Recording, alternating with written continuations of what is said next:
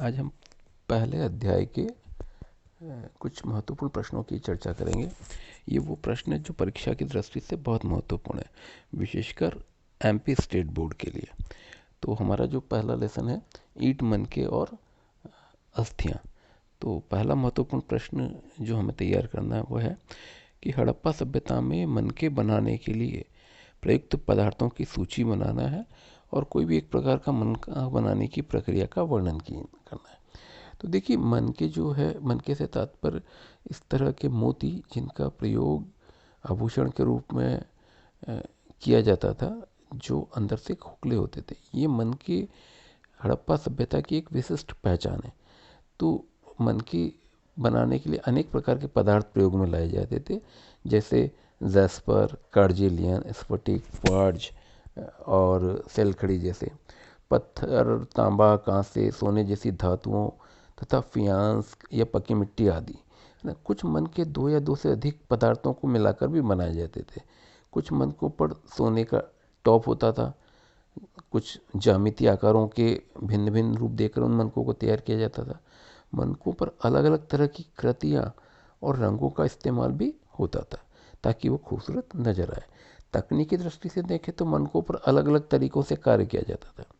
सैलखड़ी जैसे मुलायम पदार्थ पत्थर से मनके बनाने का काम तो आसानी से हो जाता था, लेकिन सैलखड़ी के चूर्ण से पूर्ण लेप तैयार करके सांचे में ढालना कर विभिन्न प्रकार के मनके भी तैयार किए जाते थे।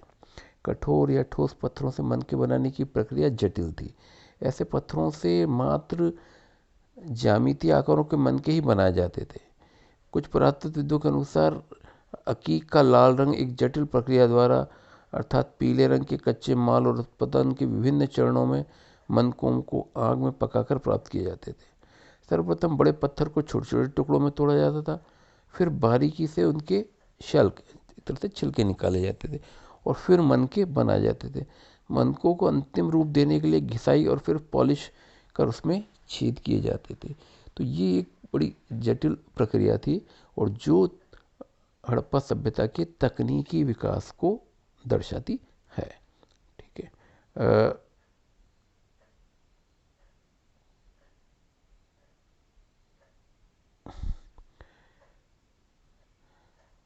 दूसरा हमारा महत्वपूर्ण क्वेश्चन है, क्या हड़प्पा सभ्यता की जल निकासी प्रणाली हड़प्पा और उसके नगरों के नगर नियोजन की ओर संकेत करती है? इस कथन को हमको उदाहरण सहित पुष्ट करो। अथवा क्या आप इस कथन से सहमत हैं कि हड़प्पा सभ्यता के शहरों की जल निकास प्रणाली नगर योजना की ओर संकेत करती है? अपने उत्तर को कारण सहित बताइए। तो आइए चर्चा करें इस प्रश्न को। ये बहुत महत्वपूर्ण प्रश्न है। ये और भी कई तरीके से पूछा जा सकता है, जैसे हड़प्पा सभ्यता की जल निस्तारण व्यवस्था का वर्णन करो, है ना। तो देखिए, जल निस्तारण व्यवस्था का जहाँ तक सवाल है, ये हड़प्पा की एक विशिष्टता है, ये उनकी पहचान है, क्योंकि किसी भी समकालीन सभ्यता में इतनी अच्छी तरीके से गंदे पानी के निकास की व्यवस्था नहीं मिली है जितनी अच्छी व्यवस्था हमको हड़प्पा में देखने को मिलती है। हड़प्पा नगरों की स्थापना बहुत वैज्ञानिक और व्यवस्थित ढंग से की गई थी।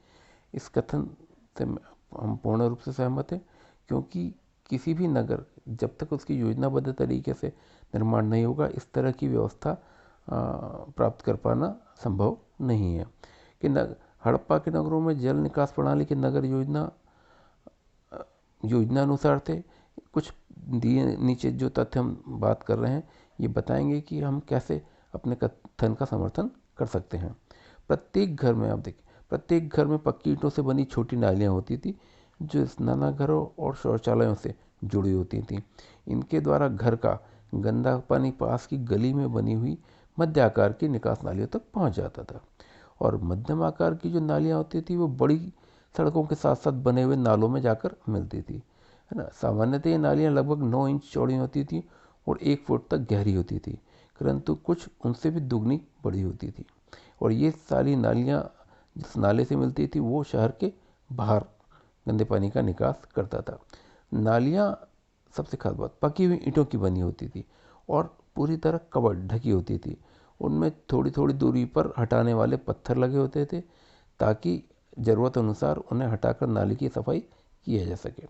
ऐसा लगता है कि पहले नालियों के साथ गलियों का निर्माण किया गया था और फिर उनके अगल बगल घरों को बनाया गया था, क्योंकि घरों की नालियों को गलियों से जोड़ने के लिए प्रत्येक घर में कम से कम एक दीवार की गली के साथ सटा होना आवश्यक था। मतलब जैसे आधुनिक समय में नगरों का विकास किया जाता है कि पहले सड़कें, नालियाँ की व्यवस्था होती है, फिर मकानों का निर्माण होता है, ऐसी व्यवस्था यहाँ की गई थी। बड़े नाले ईंटों से अथवा तराशे गए पत्थरों से ढके हुए होते थे। कुछ स्थलों पर टोडा मेहराबदार नाले भी मिलते हैं, जिनमें एक लगभग 6 फुट गहरा है, जो संपूर्ण नगर के गंदे पानी को बाहर ले जाता था। जल निकासी प्रणाली केवल बड़े शहरों तक ही सीमित नहीं थी, अनेक छोटी बस्तियों में भी इसके अस्तित्व के प्रमाण मिले। उदाहरण के लिए लोथल के निवास स्थानों का निर्माण कच्ची ईंटों से किया गया, लेकिन यहाँ नालियाँ जो थी वो पक्की ईंटों से बनाई गई थी। तो उपरोक्त तथ्यों के संदर्भ में हम कह सकते हैं कि हड़प्पा सभ्यता एक नगर निर्माण योजना एक योजनाबद्ध तरीके से किया गया था, और उनकी जल निस्तारण योजना अप्रतिम थी, अद्भुत थी।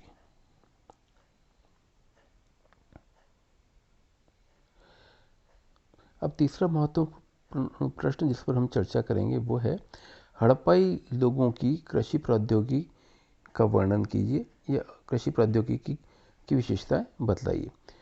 तो इसका उत्तर हम इस प्रकार से देंगे कि कृषि हड़प्पाई सभ्यता के लोगों का मुख्य व्यवसाय था। उनका व्यापार, उनके उद्योग धंधे, अन्य आर्थिक गतिविधियां जो भी थी, उन सब का मुख्य आधार कृषि था। उत्खनन के दौरान अनाज के दानों का पाया जाना इस बात का संकेत करता है कि कृषि की विधियां की उनकी स्पष्ट जानकारी नहीं मिली है, लेकिन उनका जो व्यापार था, उनका जो उद्योग था, उसका मूल आधार कृषि था, क्योंकि बिना उसके ये व्यापार संभव नहीं था। खेतों के जोतने के संकेत कालीबंगा से मिले हैं। मोहरों पर वृषभ का चित्र पाया जाना भी इस ओर संकेत करता है।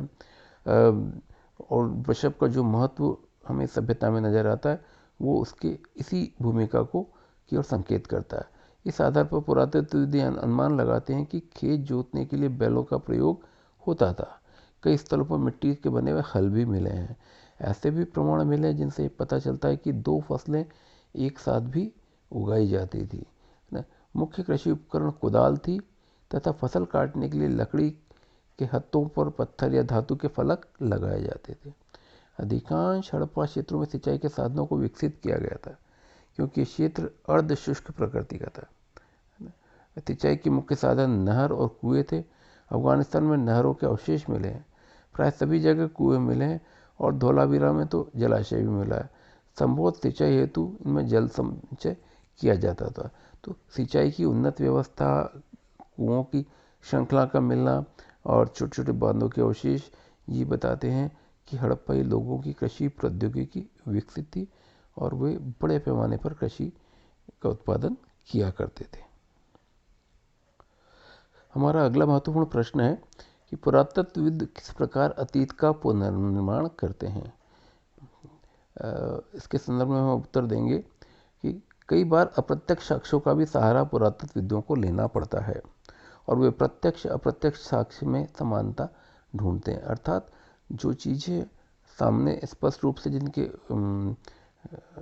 नमूने हमें मिल रहे हैं, और जो नहीं मिल रहे हैं, जिनकी हम कल्पना कर रहे हैं, तो जो प्राप्त हुए हैं उनसे हम जिनके कोई सबूत नहीं है, उनकी पुष्टि करने की कोशिश पुरातत्वविद करते हैं। दूसरा, भोजन अथवा भोज्य पदार्थों की पहचान के लिए मिले अवशेषों में अन्न अथवा अनाज पीसने या पकाने के यंत्र तथा बर्तनों का अध्ययन किया जाता है। पुरातत्वविद पुरातत्व वस्तुओं को ढूंढकर उनका अध्ययन कर अतीत का पुनर्निर्माण करते हैं। पुरातत्व वस्तु की खोज उद्यम का आरंभ मात्र है, वो अंत नहीं है। खोज होने के बाद उस पर जो अध्ययन किया जाता है, उससे हम किसी निष्कर्ष पर पहुंच पाते हैं। इसके बाद पुरातत्वविद अपनी खोजों को वर्गीकृत करते हैं, उन्हें समय, पाए गए स्थान और अन्य क्राइटेरिया पर अलग अलग वर्गों में वर्गीकृत करते हैं। पुरातत्वविदों के संदर्भ की रूपरेखा भी विकसित करनी पड़ती है। शिल्प उत्पादन के केंद्रों की पहचान के लिए प्रस्तर, पत्थर के पिंड, औजार, तांबा, अयस्क जैसी कच्ची माल इत्यादि ढूंढते हैं। फिर वर्गीकरण का एक सामान्य सिद्धांत प्रयुक्त पदार्थों जैसे पत्थर, मिट्टी, धातु आदि से संबंधित होता है, जिनसे आवश्यक जानकारी प्राप्त की जाती है। किसी भी वस्तु को उसकी वर्तमान उपयोग से जोड़ा जाता है ना। कि ये जो वस्तु मिली है का वर्तमान में क्या उपयोग हो सकता है या उस समय क्या उपयोग होता था, उससे निष्कर्ष निकालने की कोशिश की जाती है। सांस्कृतिक व सामाजिक भिन्नता को जानने के लिए कई अन्य विधियों का प्रयोग भी करते हैं। शब्दाधारों का अध्ययन ऐसा ही एक प्रयोग है जो किसी भी समाज की सामाजिक परंपराओं संस्कारों को दर्शाता है।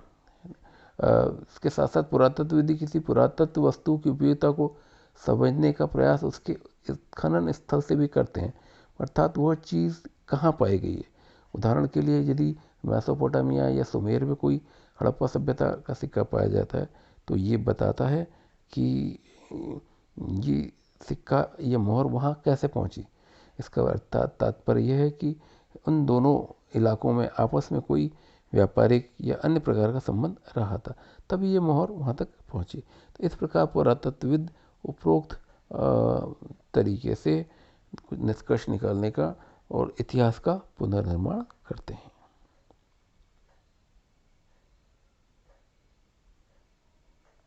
हमारा अगला महत्वपूर्ण क्वेश्चन संभवतः लघु उत्तरी होगा, लेकिन उसे 3 से 4 नंबर में भी पूछा जा सकता है। क्वेश्चन ये रहेगा, अन्य सभ्यताओं की अपेक्षा सिंधु घाटी की सभ्यता के विषय में हमारी जानकारी कम क्यों है? अपने तर्क से व्याख्या करिए। देखिए, ये निश्चित तथ्य है कि हड़प्पा सभ्यता के बारे में हमारी जानकारी अन्य सभ्यता, अन्य समकालीन सभ्यता जैसे मिस्र की सभ्यता, मेसोपोटामिया की सभ्यता या चीनी सभ्यता के मुकाबले अत्यंत कम है। इसके कुछ विशेष कारण हैं, वो इस प्रकार है। पहला, हड़प्पा सभ्यता की लिपि आज तक निर्विवाद रूप से नहीं पढ़ी जा सकी।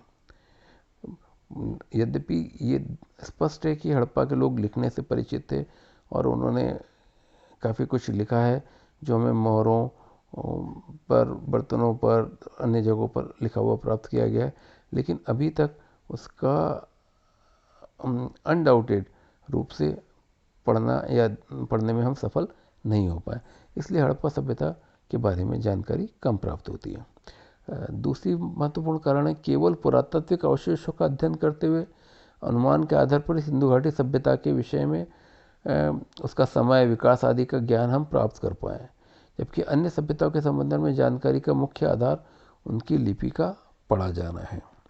तो चूँकि लिपि का पढ़ा जाना संभव नहीं हो पाया, इसलिए हमें जीवन के अनेक क्षेत्रों की जानकारियाँ हड़प्पा सभ्यता की नहीं मिल पाई।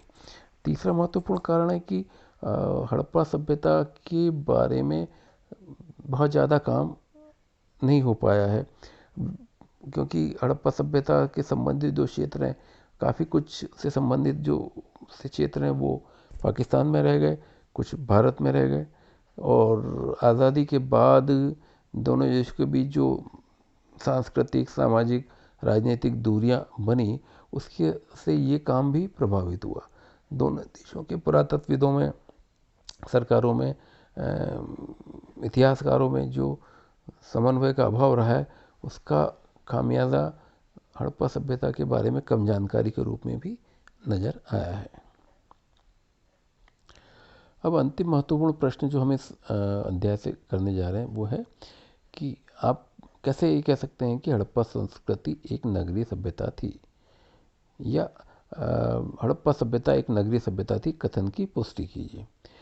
तो हम इसके उत्तर में ये लिखेंगे कि हड़प्पा सभ्यता एक नगरीय सभ्यता थी और ये अपने समकालीन सभ्यताओं में सबसे विशाल और विकसित नगरीय सभ्यताएं थी। इसके समर्थन में निम्न तथ्य दिए जा सकते हैं। नंबर 1, नगरों की विस्तृत श्रृंखला और सुनियोजित निर्माण।